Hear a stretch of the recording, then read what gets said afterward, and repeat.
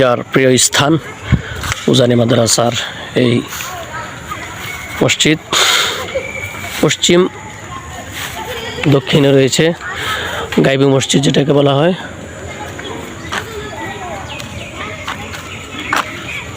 আসসালামু আলাইকুম। বিশাল পুষ্করণী।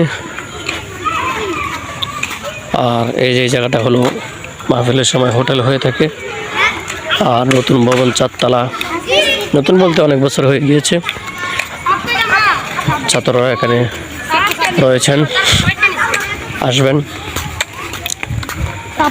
দেশের বড় বড় আলেম এখান থেকে পড়ে দেশের বিভিন্ন জায়গায় খেদমত করে যাচ্ছেন। এজন্য মাদ্রাসার ছাত্রদেরকে আমরা মহব্বত করব, কারণ এক একজন কোন সময় আল্লামা আহমদ শফি হয়ে যায়, কে কোন সময় আল্লামা আব্দুল্লাহ হোসেন সাইদি হয়ে যায়, আজহারি হয়ে যায়, সিদ্দিকী হয়ে যায়, বলা যায় না। এজন্য তাদেরকে মহব্বত করবেন। আল্লাহ তাআলা যেন আমাদেরকে মহব্বত করার তৌফিক দান করেন, আমিন।